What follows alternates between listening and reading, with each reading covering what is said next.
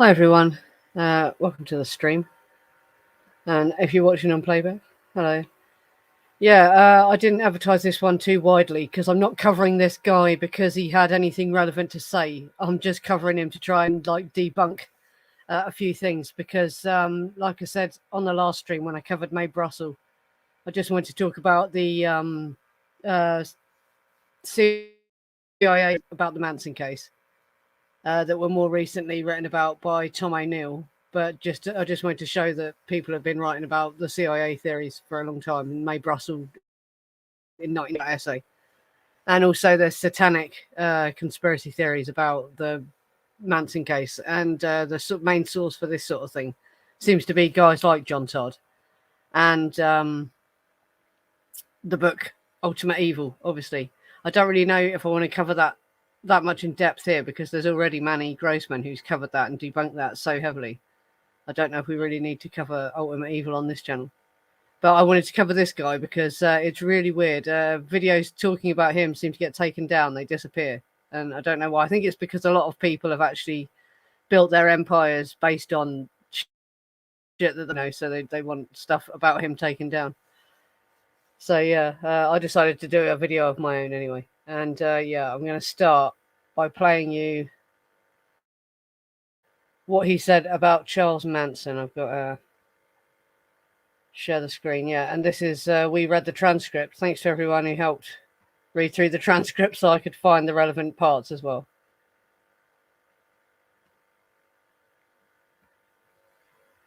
Because that obviously really helped. Right, this is what he had to say about Charles Manson, and it sounds really funny. The way he says any questions, and it's something to ask these questions. But listen to this anyway. This is what he actually said about Charles Manson. Yeah, go ahead. He's going to repeat it for the tape. The question is, what about Charles Manson? Was he demon possessed? Also about the book and everything. All right. Manson belonged to, I had to belong to many brotherhoods, okay?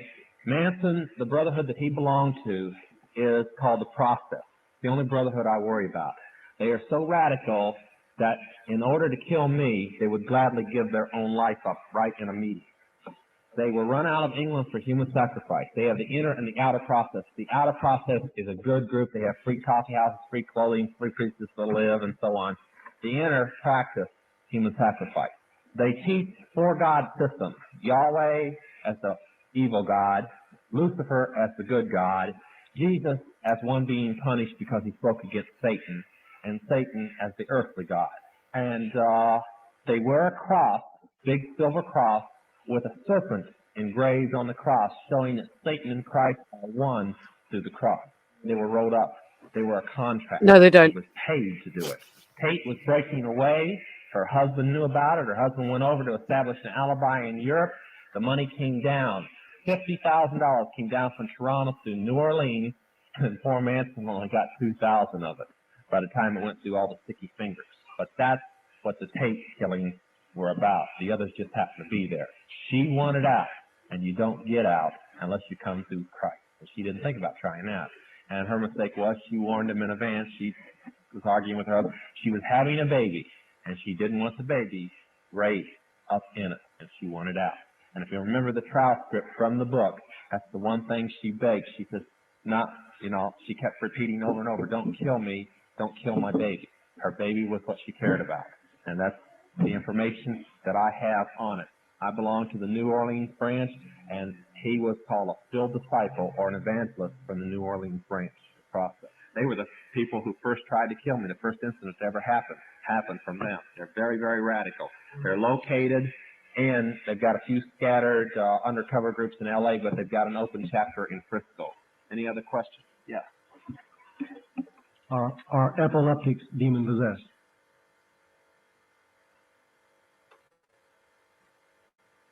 Right, so basically what he said there, he links him to the process church, and he says things that are in, well, he says that there's an outer process church and an inner process church, because the process church is quite a well-known organization, but he's saying that they have an outer front that's good, that looks good, but there's an inner circle that practices human sacrifice, which no one's ever been able to show any satisfying evidence for.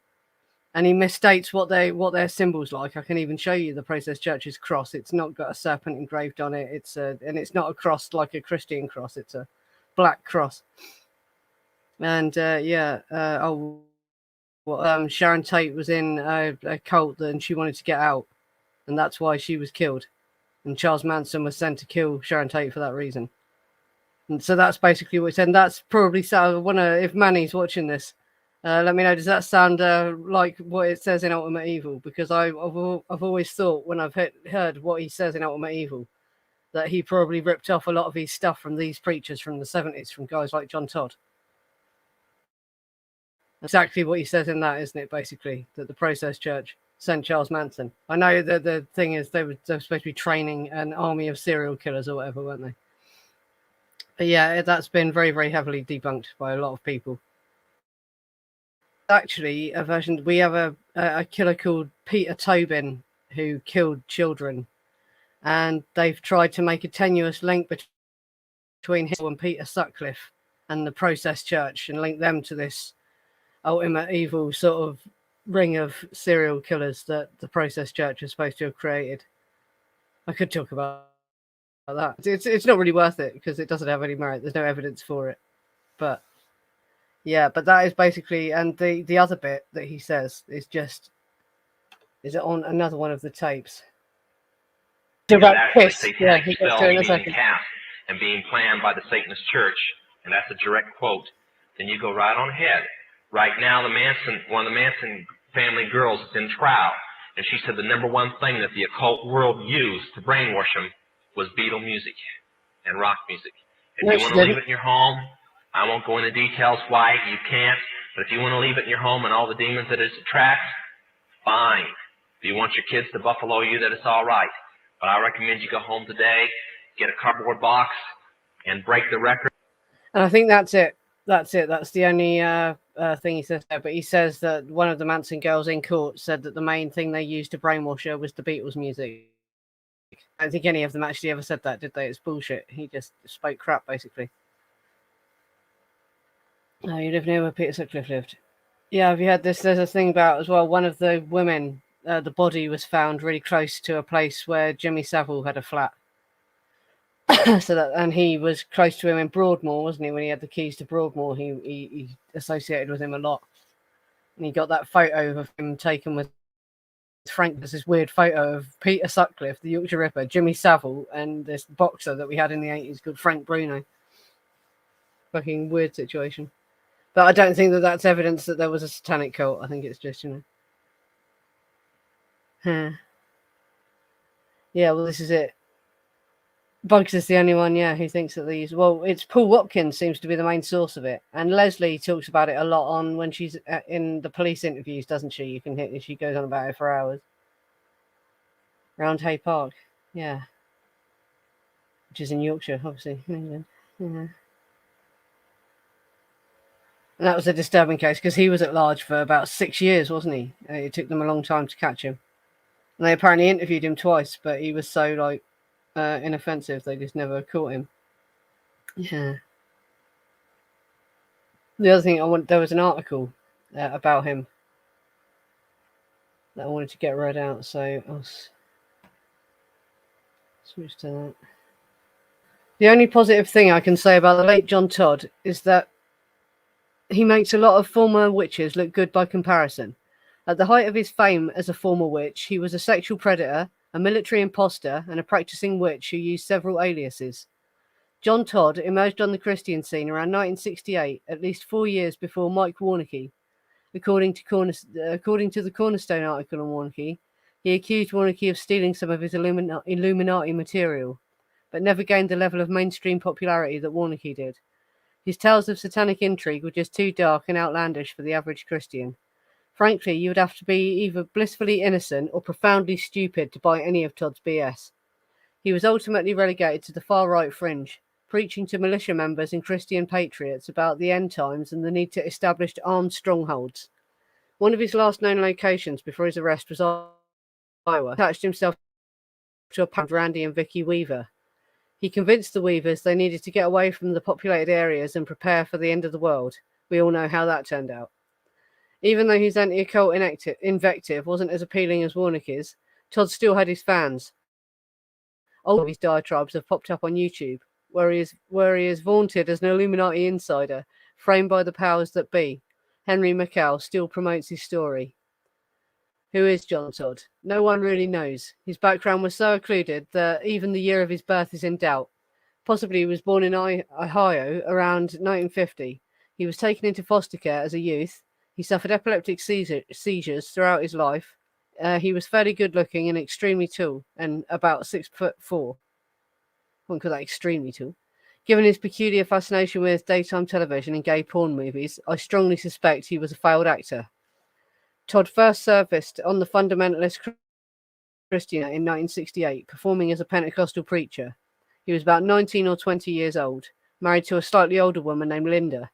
Earlier that year, he had been arrested in Columbus, Ohio for malicious destruction of property. He told Pastor James Outlaw of the Jesus Name Church that he had recently been saved at a Pentecostal church service after practicing witchcraft in the Navy and wanted to be rebaptized as a Jesus-only believer. He then vanished for several years, resurfacing in 1973 as a born-again warlock.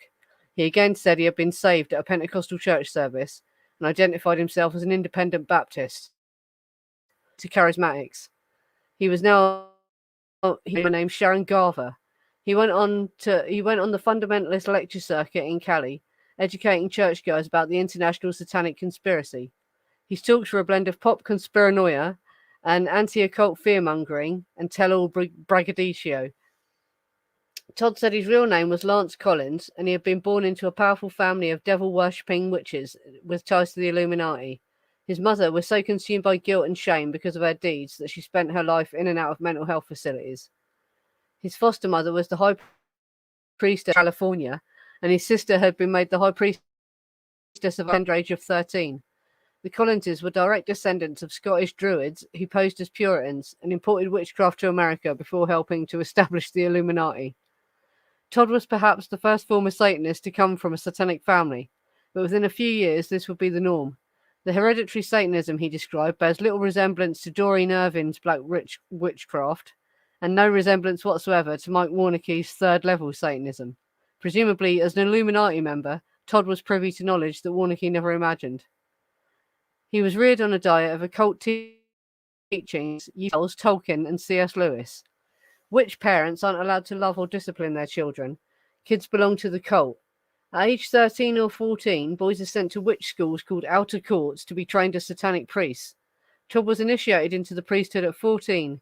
His sister became such a powerful high priestess that she could summon demons in the form of UFOs. At age 18, while serving as a Green Beret, Todd became the high priest of his coven.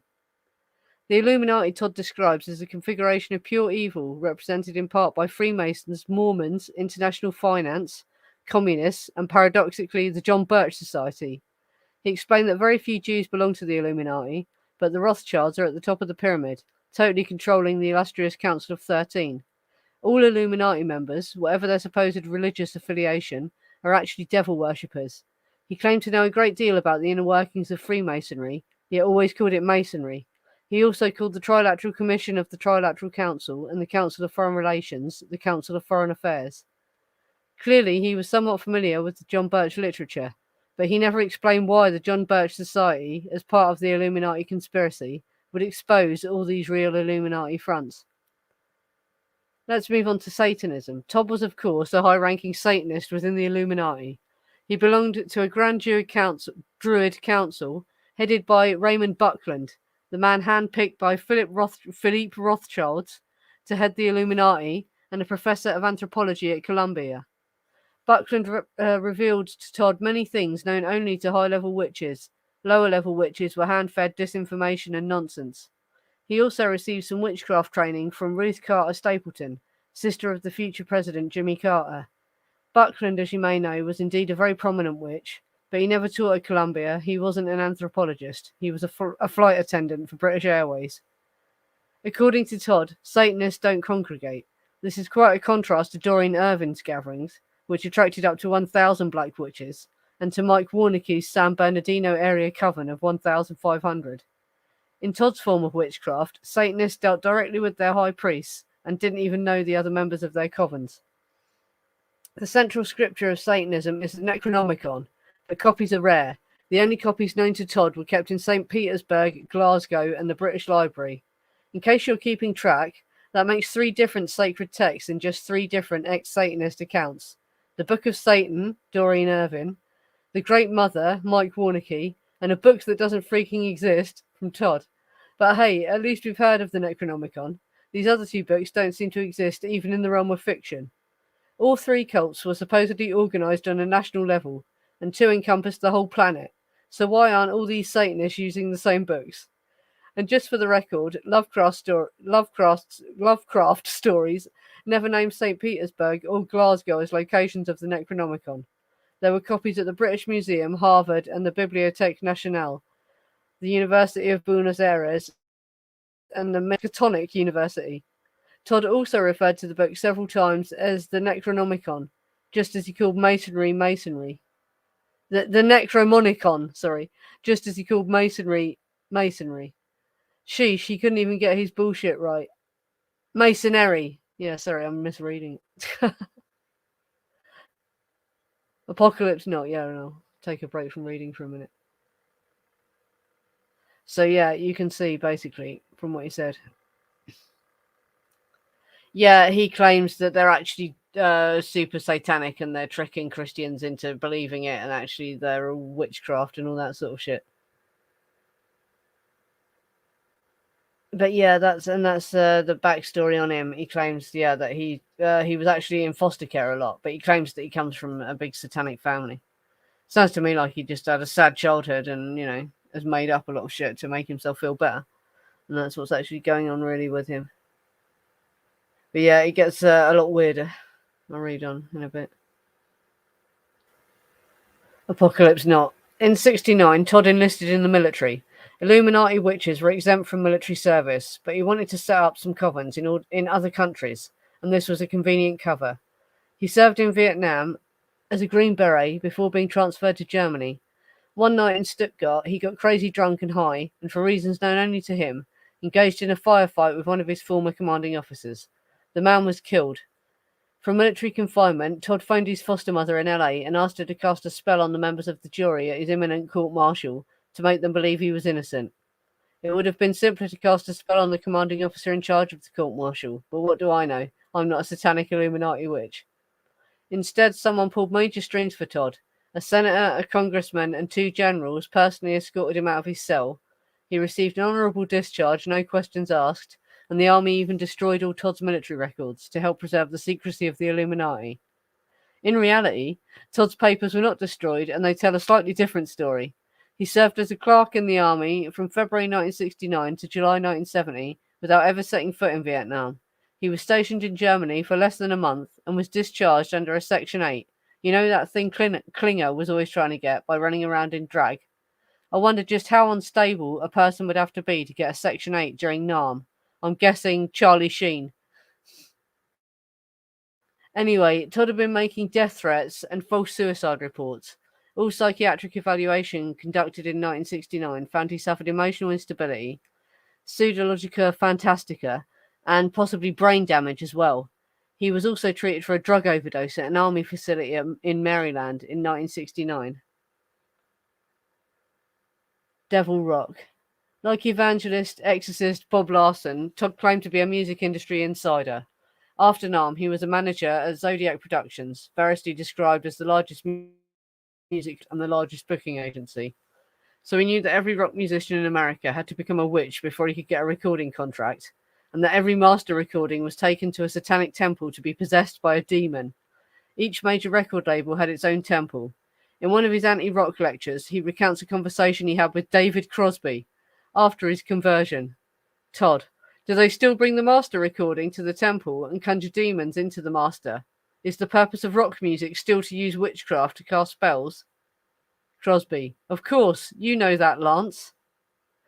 The only moderately successful Zodiac Productions operating in the US during the early 70s was a film company that produced one film, a 74 gay porno called The Portrait of Dorian Gay, not safe for work, and several episodes of the 60s variety show The Hollywood Palace.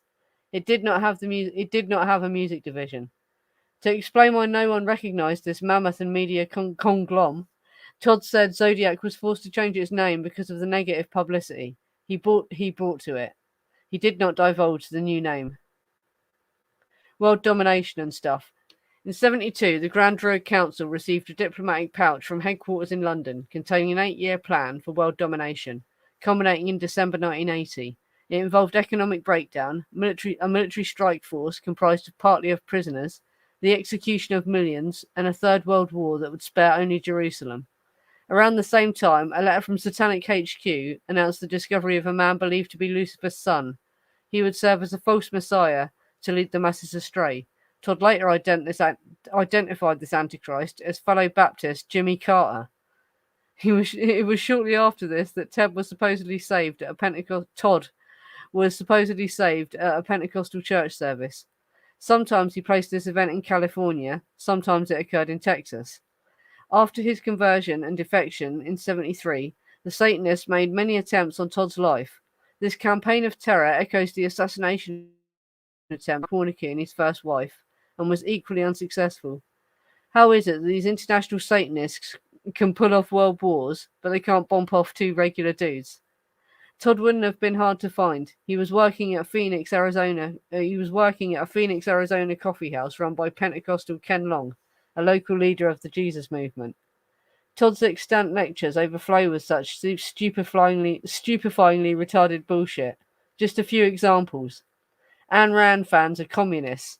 Atlas Shrugged was commissioned by Philippe Rothschild, Rand's lover, as a blueprint for the destruction of the US and the communist Illuminati takeover of the world. Rand inserted racy passages in the book to keep Christians away from it. Todd doesn't explain why Rothschild doesn't just write it himself.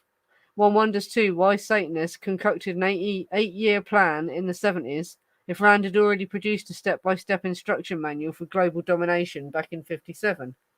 I guess the Illuminati doesn't mind busy work. Also, Rand's hinky sex life has been exhaustively documented. I mean, seriously, TMI, and it didn't involve any Rothschilds. JFK faked his death, or not. As a personal warlock to the Kennedys, Todd met with JFK many times in the early 1970s. Met with JFK many times? Oh, yes, sorry, because he's saying he's still alive, isn't he? He never went into detail about this. In his later talks, Todd ignored or forgot this. He said JFK was assassinated in November 1963 because he had been born again, and the powers that be could not tolerate that. A Catholic president was okay because Catholicism and witchcraft are virtually identical, according to Todd. Epilepsy is a medical condition, but the seizures are caused by demonic possession and/or medication. Todd actually instructed his epileptic listeners not to take their medication. The Supernatural Dark Shadows was based on the history of the Collins family. Todd was asked to bring a family diary to Hollywood, all expenses paid, one summer. He spent several months as the consultant to the writers while the series was being developed. I've never seen Dark Shadows, but my mother tells me most of the main characters were vampires and werewolves rather than witches, and there wasn't any explicit occult content other than maybe a few black candles. Episode synopses at Wikipedia indicate the plot elements were culled from classic Gothic lit and popular novels. Most of the cast of Star Wars movies were gay men who had slept with the producers, culled from The Young and the Restless. The Young and the Restless contained so many witches that Todd referred to it as an occult soap opera. But none of the primary Star Wars actors were ever in it. Mark Hamill was on General Hospital. Harrison Ford was never on a soap at all, nor was Alec Guinness. James Earl Jones was on The Guiding Light, As the World Turns. And Billy D. Williams was on The Guiding Light. Even though he still does a lot of soap work, he has never been on Young and Restless. Interestingly, though, Ford and Williams appeared in some of the same films and TV shows, The Conversion, The FBI, and The Mod Squad.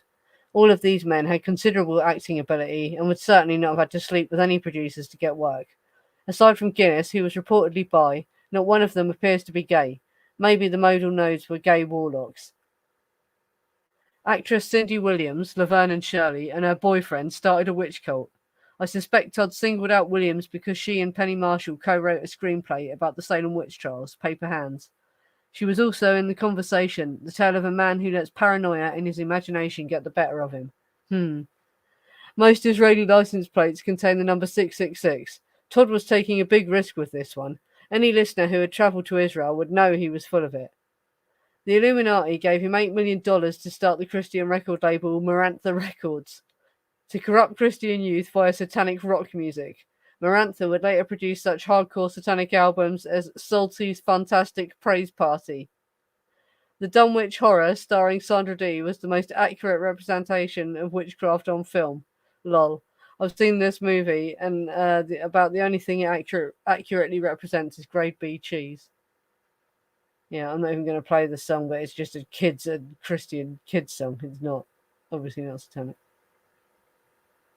Right. Yeah, so obviously quite a lot about him. Well, yeah, he lied about being in Vietnam. Apparently, he never even went to Vietnam. Though, the reason he was his military records are available, and he wasn't honorably discharged. He got thrown out because he was crazy, basically, and it was hard for that because they just said you were malingering and threw you in jail most of the time in the military. So, like he said in the article, he must have been bad to have given a Section 8. John Todd. We're talking about John Todd. And there's nothing satanic about the Church of Satan either. They're atheists.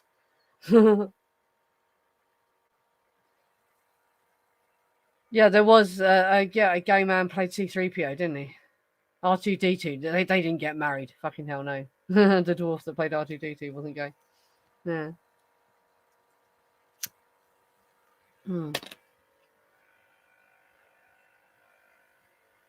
Yeah. Vampires and werewolves. Just the right time. Yeah, well, that's because he claims in his speeches that a supernatural soap opera was about his family, and that he couldn't find any episodes of it, but the synopsis suggests. But he said his mother saw it, and his mother told him that they were vampires and witches, not, vampires and werewolves, not witches. It was renamed Linda Ronstadt Productions. Yeah, I hope so. Yeah, but apparently he didn't stay in the army for very long. Yeah. That's it. Yeah, I would like to find it. That does sound interesting, doesn't it? I've heard of it. I'm sure I've heard of it. But yeah, he tries to claim it was about his family. But yeah, the mother said that apparently there was no actual, like, it was just stories, obviously. So yeah, he's just obviously full of shit. And yeah, he makes claims about the media, like everyone that's on TV as well has to be a witch, has to be an initiated witch and shit like that before they can get work. And just he was full of it, yeah.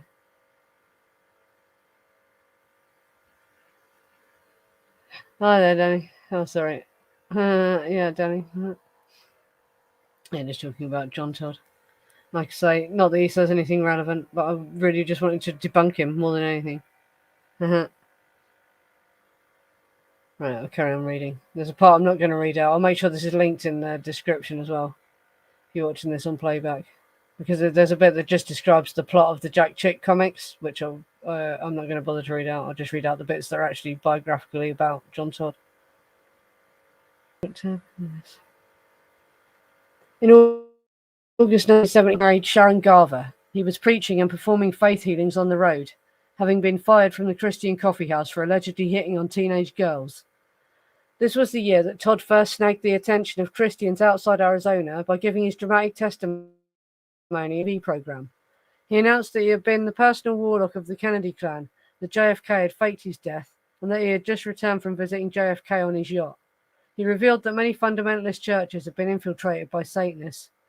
For instance, Jerry Falwell had been bought with a check for $50 million. He described watching George McGovern stab a young girl to death in a satanic ritual sacrifice. He claimed his wife had been seduced into witchcraft as a teen and he had rescued her. Pastor Doug Clark heard Todd's story and invited him to appear on his Amazing Prophecies TV show. Todd became an overnight sensation among charismatics in Southern California. He and Sharon promptly vacated Arizona to Santa Ana, Doug Clark's headquarters. They hosted weekly Bible studies in their home, and Todd appeared at several of Clark's Amazing Prophecy rallies. Clark and leaders at the Melodyland Christian Center soon heard reports that Todd was hitting on teenage girls who attended these Bible study sessions. Todd angrily denied these allegations and thereafter named Melodyland as part of the Illuminati conspiracy. Clark decided that Todd wasn't such a credit to his ministry after all and denounced him on his TV show. His ties to Doug Clark severed, Todd moved to his wife's hometown of San Antonio and promptly impregnated her teen sister. In 1974, the couple split. Todd North went to Dayton, Ohio, and found a third wife, Sheila Spoonmore. He decided to become a witch for real. Whether he had ever been one before is debatable. And his wife opened an occult bookstore called The Witch's Cauldron. The couple gave courses on witchcraft. Once again, there were complaints from teen girls. Right, and then we get the bit about the Jack Chick comics, which are interesting in themselves, but not really worth reading out. So yeah, he starts to get associated with sexual assault pretty quickly as well. The Jack Chick stuff, yeah. Well, there's in this article, there's a synopsis of what goes on. I could show them later. They're on the Internet Archive because they are well drawn, yeah, but they're fucking weird plots, yeah. Yeah, but yeah, you can find them on the archive.org. And people commented they remember being given them. Apparently, everyone was handing them out. You know, you would have got handed them if you lived in that state, sort of thing. Yeah, there's probably millions of witch stores called the Witch's Cauldron, isn't there? And cafes as well. But it's a popular name for tea. I think I've seen tea rooms in the UK. Yeah. But yeah, he makes a lot of wacky claims about his life, but yeah, this is when he first starts getting accused of bugging teenage girls as well. You know, bad. And he went through a lot of wives as well, and by the sound of things. Huh. Oh, what, the Jack Chick pamphlets got handed out on Halloween as well? Did they? Yeah. Yeah, but it makes claims like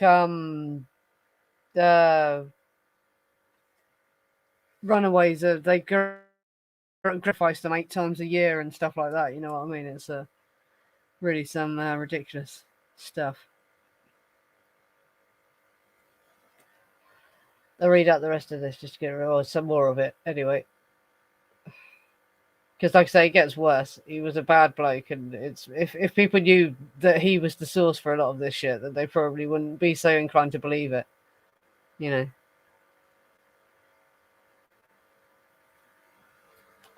His first arrest. In 1976, a 16-year-old girl told Dayton police what was going on in Todd's little coven. She said Todd forced her to have oral sex during a nude initiation rite.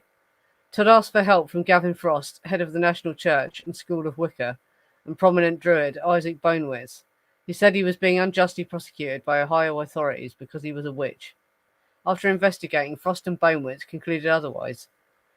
They concurred with cops that Todd was probably using his church as a cover for sexual misconduct.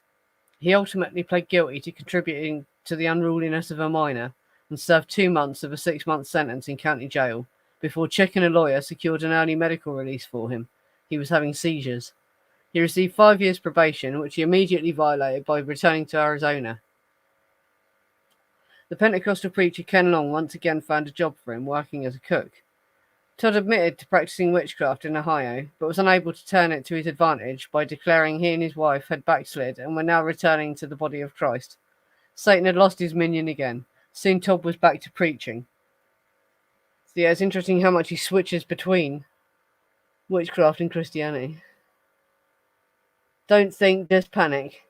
Todd hit his peak of popularity in the late 70s. By 1978, he and Sheila had 3 children. They lived in Canoga Park, California, and attended an independent Baptist church. In January 1978, Tom Berry, pastor of the Bible Baptist Church in Elk, arranged for Todd to go on a speak. His tales astonished and unnerved Eastern churchgoers. The tape cassettes of his talk were passed around in evangelical circles, and he even managed to snag mainstream media attention. Donations poured in for a rehab center for ex-witches that he and others planned to establish. Sound familiar? Warnicki spoke of opening one just like it, but he never got around to doing it. Neither did Todd. His audiences were quite large. Indiana drew 1,000 listeners. During this series about a lot of the end times and the need for Christians to create armed compounds that could withstand onslaughts from communists, the military and other enemies of the faith. He said that the US government would soon be compiling lists of church members so that the Christians could be rounded up and executed and then when the shit came down. There would also be a prominent government-instigated helter-skelter of riots and violence. The Illuminati takeover of the US would begin in just 1 year, so time was of the essence. He warned Christians not to trust the prominent Christians, Melodyland and the PTL, Jerry Falwell, the Full Gospel Business Men's Fellowship. They were all part of the Satanic conspiracy. These revelations were all received with a mixture of horror and gratitude. There's no indication that any of the Eastern churches actually took his advice and established these fortresses, though. One has to wonder if Todd harbored dreams of starting his own cult. He had some of the vital ingredients: plans for an armed compound, a desire to isolate people from their trusted leaders, and knack believers, and a seemingly unslakable lust for pubescent girls. Back in California, in April 78, it all hit the fan. Todd's pastor, Roland Rasmussen, learned from a church member that Todd had been teaching witchcraft in Ohio as recently as 76. Todd was booted from the church, but Tom Berry and numerous other Eastern pastors still supported him. He began a second speaking tour that summer. This time, the reaction was not as positive. Clifford Wicks, pastor of a Grace Brethren Church in Somerset, Pennsylvania, cancelled Todd's 4-speech engagement after 3 speeches because he was disturbed by his parishioners' response to the message. Several of them told Wicks they planned to murder their own children rather than see them taken prisoner by the Illuminati. Not surprisingly, a few fringe religious groups were receptive to Todd's teachings. The Family, formerly known as the Children of God, an international church headed by David Moses Berg, degenerated into organised sexual abuse of children in the late 70s. With some followers, it was natural and healthy for kids to have sexual relations with their parents and caregivers. Years later, his own son, Ricky Rodriguez, known as Davidito, would kill one of the nannies who molested him as a child. Berg found Todd's diatribes fascinating, and the Family International published a transcript of one of his lectures, The Illuminati and Witchcraft, in addition to family members. Another group that appreciated Todd was a violent white supremacist organisation called the Covenant, the Sword and the Arm of the Lord, CSA. They also published The Illuminati and Witchcraft. The CSA ran a compound in Missouri that was the very model of what Todd had been advocating. It boasted an armed perimeter, a training area for urban warfare drills, and an array of automatic weaponry, much of it stolen. In 1985, the group's founder and several of its leaders were convicted of illegal firearm possession. The group kept a list of possible targets for assassination, including elected officials. One member was executed for killing a state trooper and a pawn shop owner.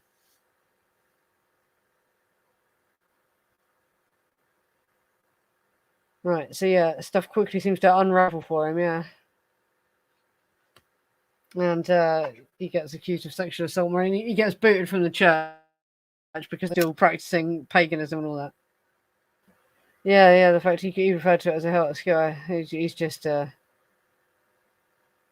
wish if I could have known Charles Manson. Well, I suppose that was him claiming to know Charles Manson, wasn't it, what we heard him saying there? He was claiming that he did know him. Even though he claims that they're not supposed to be a cult, so how the fuck did he know Charles Manson? You know, this goes to show. And was like hallucinating if he really believed it, or if he was just making it all up. You know. Yeah, that's it. They do sound like they could have. They had a lot of firearms, and he was. That was one of the other things I was going to cover, but it's covered by this article. He talks a lot about setting up armed compounds, and I was interested in finding out if he ever did.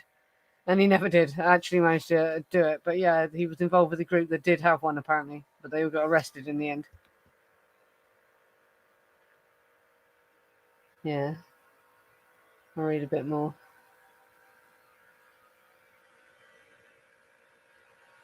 Get off the screen, will I do?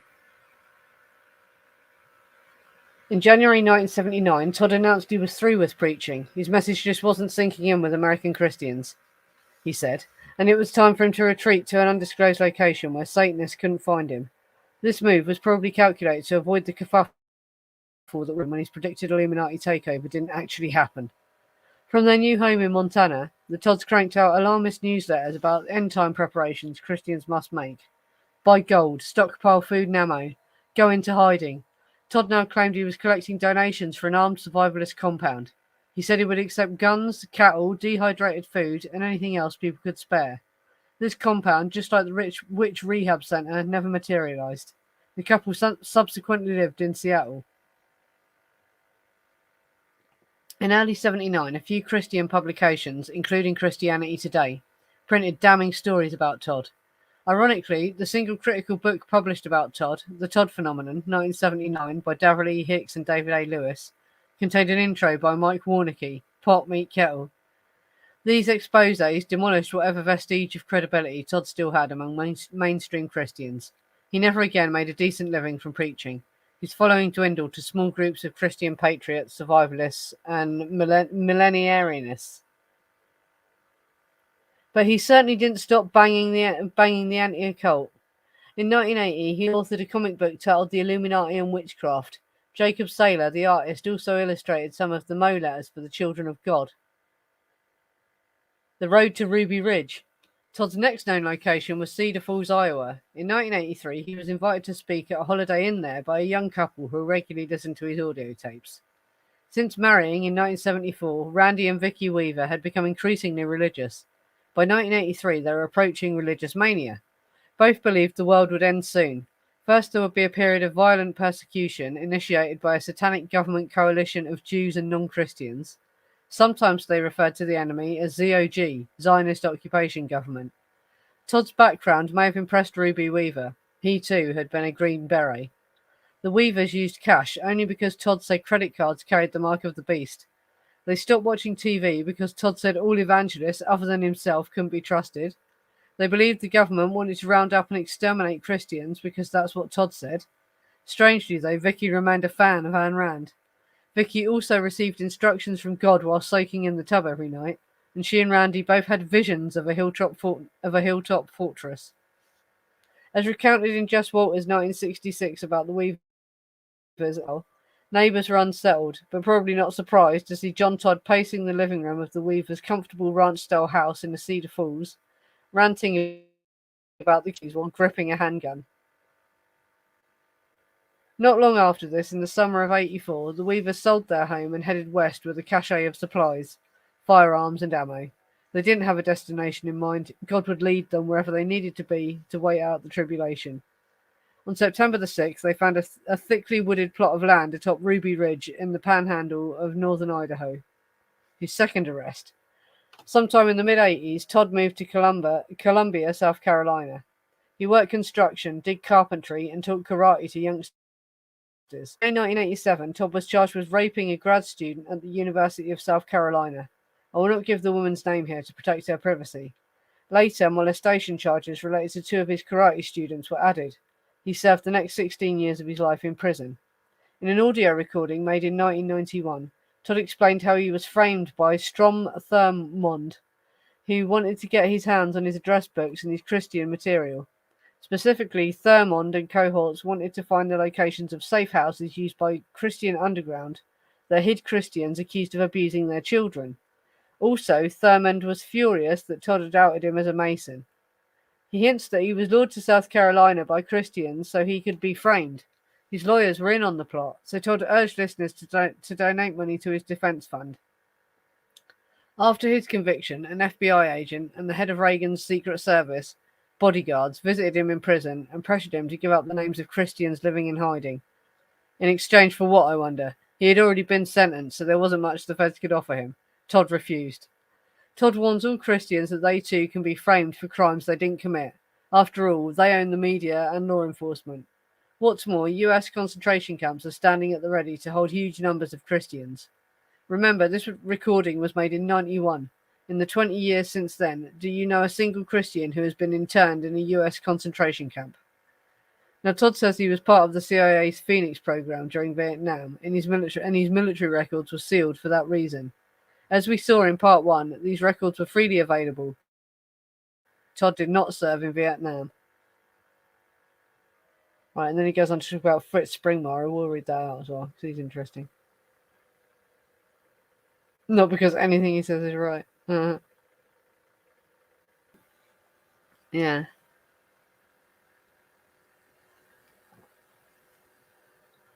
Oh, so you can find Dark Shadows online then. I'll have to look. Yeah. Yeah, you can find Dark Shadows, which is the soap opera he claims is about his house or some shit.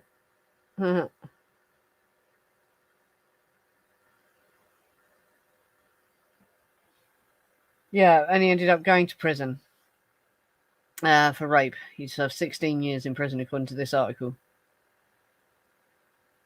And, well, yeah. I can't believe he actually appeared on television as well when he was at his height. I didn't know that. And there's only one picture of him available, which is quite bizarre, I find. And there's no recordings of his television appearances that I've ever seen, anyway. Yeah. Alright. The main character showed up suddenly as a long-lost relative with a huge portrait of him in the front room.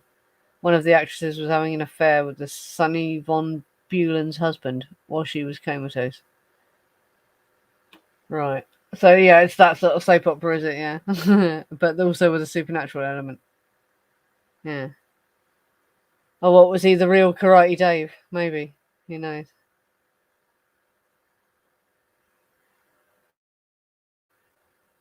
Yeah, I'll read out this stuff about Fritz Springmeier as well, because he's another one who is like the father of a lot of conspiracy theories that persist about there being an Illuminati.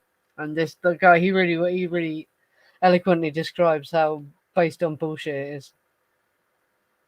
And it's shocking people still actually believe it, you know. Fritz Springmeier and the 13 Bloodlines.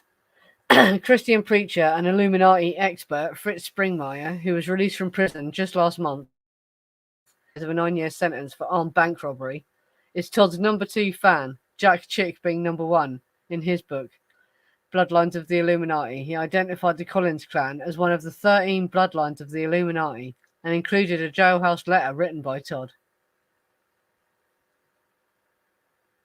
The Collins family history, as chronicled by Springmeier, is replete with other satanic atrocities. The Collinses possess more occult power than any other Illuminati family, including the Rothschilds and Rockefellers. Springmeier cites the testimony of an unnamed ex-Illuminati member, like Todd, a Christian convert, who claimed a Collins woman was the grandmother of the Illuminati's Grand Council of 13 back in the 50s. This council possessed invaluable arcane knowledge, like the location of the Ark of the Covenant, and practiced a bizarre form of ritual sacrifice, in which a child was killed for each new Illuminati initiate. At these meetings, as these meetings supposedly occurred twice a year, with up to 7 initiates per meeting, it's remarkable that no one noticed the rashes of missing children. Ironically, the dates of these unsourced tales directly contradict John Todd's testimony. For instance, this person stated that the Antichrist had not yet been born in 1955, while Todd said Jimmy Carter was the Antichrist. He also tells us Todd's family split off from the Collins clan before the Civil War, while Todd himself claimed he was born as Lance Collins. Springmeier names one of the grandmother's sons as Tom Collins, who later converted to Christianity and went on speaking tours to educate co-religionists about the Illuminati. He was shot to death in a grocery store parking lot as a warning to other whistleblowers.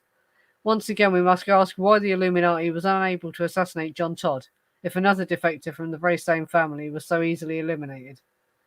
I can find no trace of this Tom, but the Wikipedia entry for Tom Collins the drink is quite interesting. In 1874, Tom Collins was a running case. They convinced people that a mysterious man named Tom Collins was bad-mouthing them, and reported sightings of the gossipy strangers to credulous newspaper reporters. At any rate, we have no reason to believe that Tom Collins and John were from the same family. Springmeier's MO took off lists of prominent people with the same last name, without bothering to ascertain if they're actually related to one another. Then he links them to the Illuminati by their most tenuous connections. For example, reporter Robert Collins is implicated simply because the Illuminati control the press. Springmeier provides no evidence that the Illuminati does, in fact, control the press. Likewise, he ties serial killer Ted Bundy to the Bundy-Mac Bundy families and tells us his sadistic sociopath condition is quite typical of Illuminati members, even though Bundy's name came from a working-class stepfather. Most bizarrely, Springmeier states that the Salem witch trials were instigated by the Collins family to destroy Christians. His evidence: some Collinses became Putnams during the Civil War era. Somehow this means that the Putnams of Massachusetts, central to the Salem witch hunt, were already related to the Collins clan nearly 2 centuries earlier. Huh? Like Jack Chick and Todd, Springmeier classed essentially all occultists and Freemasons as profoundly secretive, extremely dangerous people. They all worship the devil, they all abduct and ritually sacrifice children, and they all commit every manner of crime against decent, God-fearing Americans, such as Todd, the rapist, and Springmeier, the bank robber. In an early edition of his book, Springmeier stated that Todd was released from prison in 1994. An Illuminati-owned helicopter picked him up at the prison, and he was never seen again, presumably murdered by them. Springmeier later removed this erroneous information, but continued to assert that Todd was framed. The belief that Todd was framed on the rape charges persists today among his fans. James in Japan, who maintains an extensive website about Todd and other Christian conspiranoids, actually believes that Todd was murdered by the Illuminati and replaced by a prisoner who looked and behaved just like him. Release and death. Todd was actually released from prison in 2004. He was then committed to the Behavioral Disorder Unit run by the South Carolina Department of Mental Health. Under the name Chris Collins, he filed a lawsuit against numerous employees of this department, alleging he was being held in violation of his constitutional rights. Before the lawsuit was resolved, he died in the BDU on November the 10th, 2007. Sadly, his messed up legacy of pathological falsehood lives on in audio recordings, chick pamphlets, and the minds of many Christian conspiracy theorists. Right. Yeah, so that's him. He basically, died in a mental hospital. And yeah, his fans believe he was killed and replaced. Yeah, I've read many different claims about when he was killed and replaced as well. There's people that say he was killed sometime in the 70s, and so the man who committed the rapes and all that wasn't him even. I've read when I was researching this. But yeah, that article seemed like the most accurate one. I'll make sure that's linked in the description so you can read it yourself. There were some errors in it. I only noticed when I was reading it aloud. Just grammatical errors though in the way it reads. Like, yeah, but no, it's a quite well written article. Yeah, I could show the Jack Chick pamphlets as well. How long have we been going? Covering, but yeah, the Jack Chick things are worth looking at if you can find them on Internet Archive. Quite easy to find, and I could link some of them down below, and I'll share them in my group because they're quite amusing to read, and a lot of people actually remember having them. Yeah, I have been going for an hour, apparently, have I? Okay. So it was on every day back in the 60s. Yeah, I'll have to, apparently it is streaming, so we can find it and watch it, but yeah. Apparently this John Todd claimed it was about him and his family. Or about his family.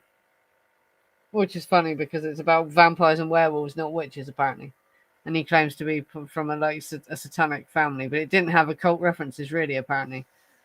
Except black candles or whatever. It was just about vampires and werewolves or some shit, yeah.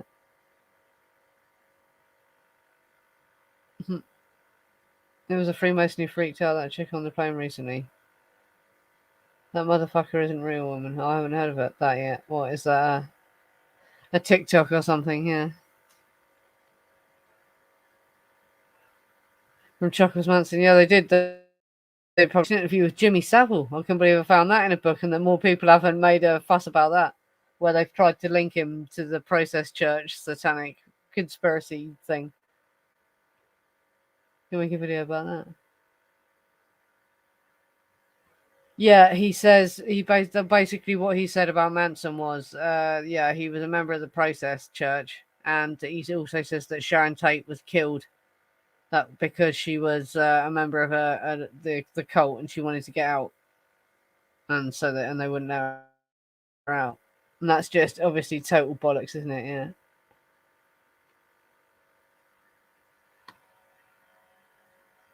So we're just looking at the chat now, huh? Yeah, I will look it up if you can find it easily. Is there any of it on YouTube? Yeah, that's it. Yeah, I'm surprised that there's no. But back in the 70s, it wasn't as easy to have like a VCR in your house as easily, did you? Not until the 80s. So people couldn't have just recorded it at home as easily as you can now. So yeah, that's probably the only reason that is. But I find it weird there's only one picture of him, because you'd think people would have took pictures of him while he was on his speaking tour, or with him, and there would be more pictures of him. And also, it's really strange. It's hard to find. I remember when I was researching this, links from his Wikipedia page take you nowhere, and they give you like malware on your computer. You have to virus scan your computer and that. You know what I mean? It's like people are trying to prevent you from finding out the bad information about him. You know. But like I say, I think that's only because so many people have made their empires off of the bullshit that he spouted, and so that's why people don't want you hearing about him. But yeah, that's the truth about him. He ended up dying in a madhouse, and yeah, was a rapist. It's quite hard to prove anything about his claims about his life, but he apparently was in foster care. And the army doctor said he might have had brain damage as well. So who knows what the head injury came from, yeah.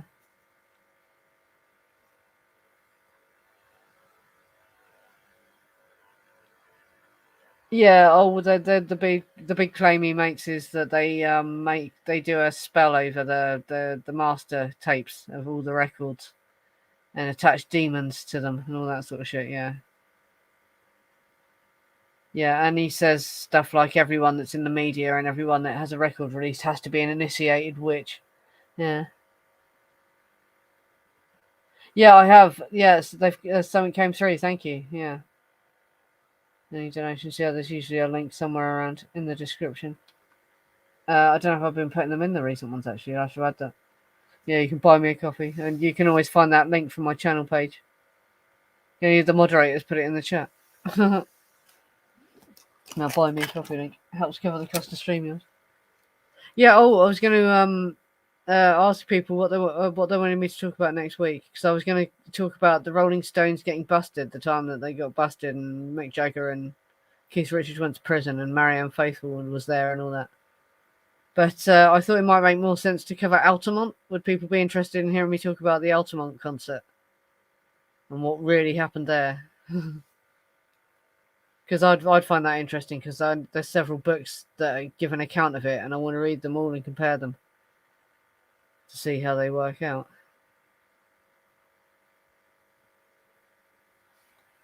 Yeah, that's it. So you'd like to hear it, James Watson? Yeah, it is an interesting thing, and there's a lot of like inaccuracies about it. Like the thing that happens during Sympathy for the Devil, where you see the crowd start moving, that's not the murder. That's not where the murder happened. The murder happened way at the back during a different song and all that. But everyone says that he was the devil, but he wasn't. And all this sort of thing. Yeah, I'll probably do different streams for each one. Yeah, because the drug bust one's interesting because it goes into, and there's a British policeman who I want to cover when I cover the drug bust, because there was a particular policeman that went after all the rock stars, and Eric Clapton was warned he was coming after him. That's why he came to America, so he could get away from the getting busted, because the Rolling Stones had been busted. Yeah. Yeah, so people are like the sound of an Altamont one. Yeah. What I'm gonna do is I'm gonna end this now, because I've been going an hour, and I'll come back and I'll do an after stream and we'll just chat randomly. But yeah, okay, I'll do Altamont next week then, because that is an interesting one. Yeah, I think that there's enough about both of them to fill out 2 shows, definitely. Especially the Mae Brussel aspect of Altamont, because she ties both the fact that the Manson thing and the Altamont thing happened so close together. She makes out that that's evidence that they are, like, the CIA was orchestrating the events. But yeah, and I'll give my opinion.